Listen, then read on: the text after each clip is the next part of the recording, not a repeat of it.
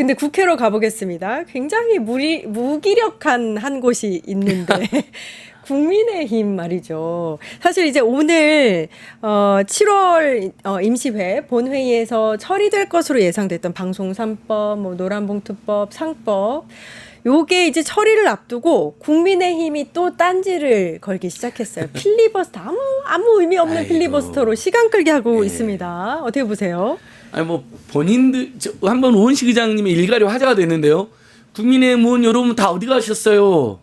한번 의장님이. 네. 아니 필리버스터 신청해놓고 네. 지금 본회의장에 거의 없네요. 다 어디 가셨어요? 이런 적이 있었어요. 네네. 본인들이 신청해놓고 본인들이 안 들어.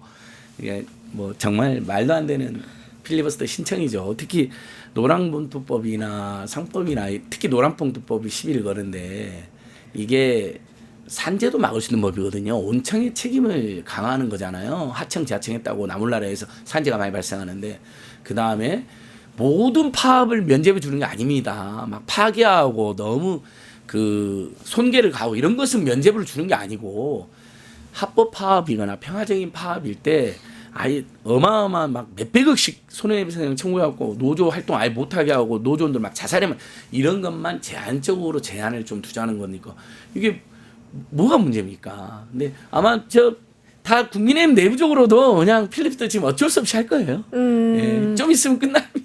지금 안건의 순서를 조금 네. 변경을 한 걸로 네. 알고 있고 방송 3법에 대한 필리버스터가 시작됐습니다. 그러면은 필리버스터는 24시간 동안 진행이 됐다가 바로 처리를 할 것 같고요. 네. 방송 3법에 대해선 그 다음에 그러면 노란봉투법을 바로 할 수 있나요? 어떻게 되나요? 바로 할 수 있죠. 예. 지금 방송 3법 원래는 이제 오늘 상법 개정안이 먼저 있었고 그 다음에 방송 3법, 노란봉투법 이런 순서로 이제 올라갈 예정이었는데 어제 엊그저께 이제 정청래 대표께서 당선되시고 오늘 이 의원총회를 하는 가운데에서 정청래 대표께서 이 세 가지의 개혁을 말씀하셨어요. 언론 개혁, 또 검찰 개혁, 사법 개혁. 그래서 TF까지 만드시고 오늘 아침에는 이제 TF의 위원장들까지도 이제 다 이제 발표를 하셨는데 그러다 보니까 이제 이 방송 3법이 언론 개혁법 아닙니까? 예. 그래서 이 부분을 좀 먼저 하자. 어차피 이번 7월 임시국회 또 바로 이어지는 8월 임시국회에서 우리가 생각하는 이 방송법, 노란봉투법, 상법 개정안은 다 처리한다.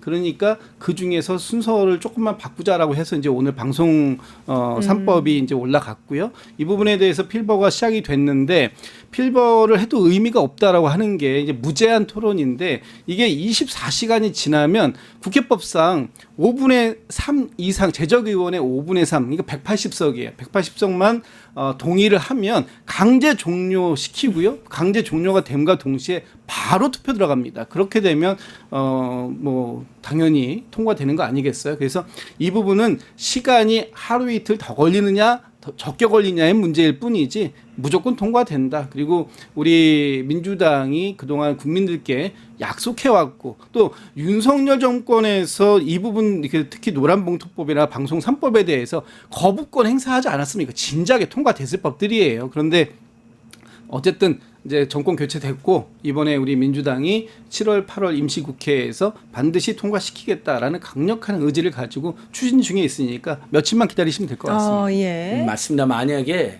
논의가 덜 됐거나 숙성이 안 됐는데 무리하게 되면 역풍이 있을 수 있잖아요.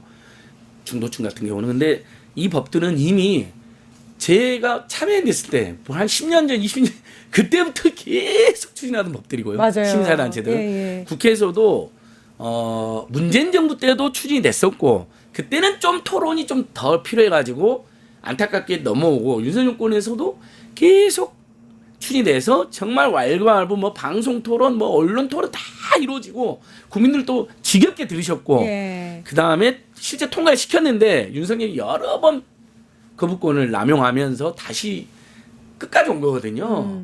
근데도 어쨌든 국회법상 필리버스터는 가능하니까 24시간 하고 7월 임시국회로는 방송법만 통과하고 8월 이제 2, 4, 6, 8은 자동으로 또 임시국회 열리잖아요. 그럼 8월 초에 나머지 법들 통과시키고 그래서 저는 우리 정책 대표를 중심으로 강력한 개혁을 한다 하더라도 논의가 덜 된 법들은 사실 논의를 충분히 하는 게 맞다고 생각해요. 야당도 설득을 해볼 때까지 해봐야죠. 어쩔 수 없이.